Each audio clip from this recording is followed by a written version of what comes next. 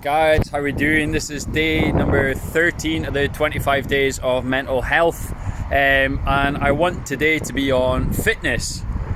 Now, you might be thinking fitness is deemed positive and it's good and it's healthy and all those words that normally get attached to it.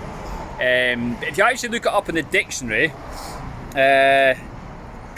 it says being physically fit and in good health, or something along those lines. So don't quote me, have a look. And I guess to a certain extent I would agree with that. Fitness is being physically fit. But is fitness always related to being healthy? I would definitely argue that. Healthy both in physically and mentally. Now, for me, the majority of my life I've always been into fitness. For the right reasons, whether it was for football, for running, mainly for sport and things. I always prefer doing the fitness side of training more than the skill-based side. Don't know why, it's just the way I am. But from a young age, fitness was an escape for me, and I wasn't aware of it at the time. But after I had a bad leg break at 8 years old, I had to relearn how to walk again. And my left leg quadricep muscle, so my upper thigh, was actually half the size it was meant to be for the average 8-year-old. So I had to spend a lot of time and effort doing fitness, which I actually hated it at that age. But as I got to 9 and 10 years old, and I got back to playing football, fitness kind of just took over for me. And it's something that I focused on a lot.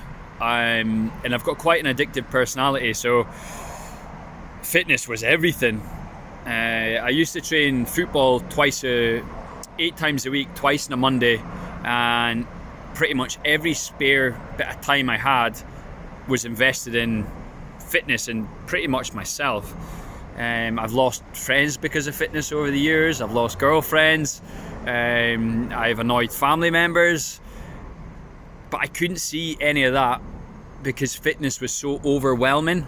So despite me being in absolutely incredible shape, I've actually lost a lot from it, and it has affected my mental health more so as I've gotten a little bit older and more familiar with the trigger points and able to recognize them. So yeah, like the things I would do, I was working in a place called Cooter doing preschool football coaching, and I was staying in a place called Bankery, which is 11.2 miles from the house I was staying with my parents to the exact location of the sports centre.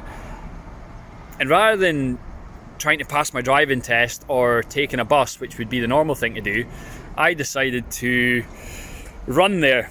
I worked there 3 times a week. I would run 11.2 miles to work, do my classes, do a weight workout for lunch, do more classes, run the 11.2 miles home when I could, go to the gym, and then I'd have personal training clients at night. That is nuts. That is absolutely mental. And it's funny because I remember people saying that is nuts, and I just used to think, oh brilliant, I am nuts, but without really giving it much thought or actually even valuing what nuts really meant. Or I never questioned it. I just thought, oh, I'm nuts, it's brilliant, maybe just the attention was pretty cool, but that is nuts.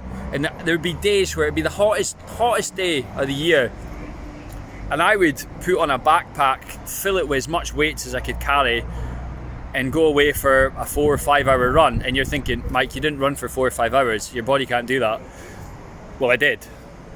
Or it would be the coldest day of the year, filled with snow, and I'd be out in my garden with barely any clothes on, doing some form of bodyweight workout or stretching or working on my breathing. And again, for me at the time, I just thought that was fitness. I thought, I am physically fit. My body was in good shape. There was no reason to question my inner fitness, if you like, so my inner mental state of mind. Because the external output was always so much bigger that it was, how I actually felt and what actually went through my head was pretty much oblivious. It was just a forgotten thought, and nobody questioned it. Nobody once stopped me and says, Mike, are you actually okay? Like, are you fine? Are you actually feeling okay? You know, I would train, I would always be the last person out of the local gym. And I remember going home, I think it was 10:30 at shot. I would go home, cook my tea, and barely find any energy to eat my tea. And that was just normal. And what happened with me with fitness is I would train flat out. You know, you're looking at maybe 6-7 hours a day, and then you throw on top you know, my working day job, which used to be, you know, preschool football coaching, you know, or we can reference the army, or even offshore. I was the guy offshore that got up at 12 o'clock at night.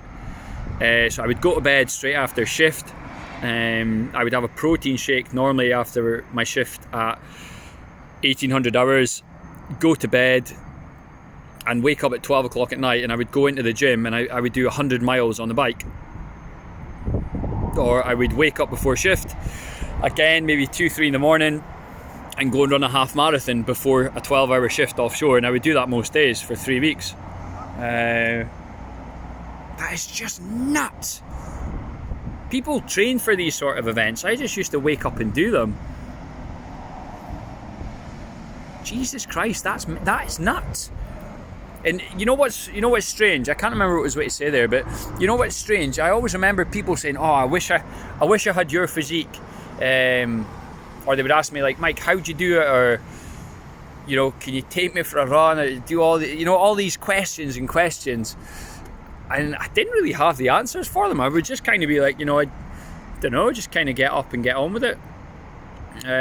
But the more I obviously look back into it,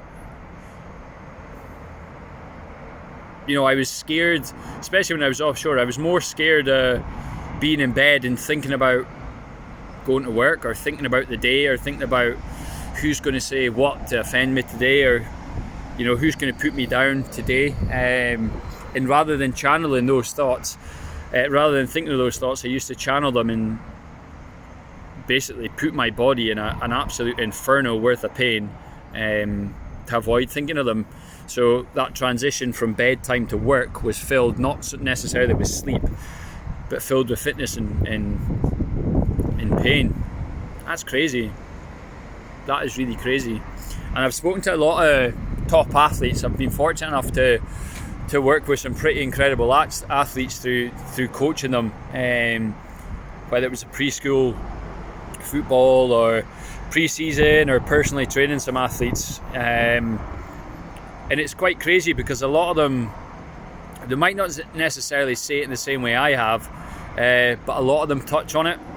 So, you know, it's actually quite worrying, and I think a lot of, probably some of the top sportsmen and women, out there probably struggle in some way with fitness. I remember Usain Bolt putting up a documentary and touching on it. You know, he said that, you know, this is the guy that's won loads of gold medals, set the world 100 meter record, used to struggle going back to his bedroom in a hotel by himself. He'd be just isolated by himself. And these are the top athletes in the world. You know, so if they're able to feel like that, you know, we're able to feel like that as well. And, you know, I could spend probably a solid week talking about fitness related things, but I guess what I'm trying to get across on this episode is just that even the physically fittest people struggle. I'm not saying they all do, by far from, but there is a mental health sort of underlying thing there, that a lot of people obviously just look at the physique and think, oh, this person's got us all sussed out, you know, look how fit they are, look at their body, you know, they're pristine. It's just a physical image.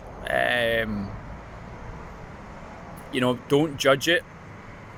I was going to say question it, but, you know, maybe just accept people the way they are, but at the same time, just ask these people if they're okay as well. I so wish people just ask me, Mike, how are you actually doing? So that's going to be it for today, guys. Remember, positive energy, good to go. Take care, stay safe.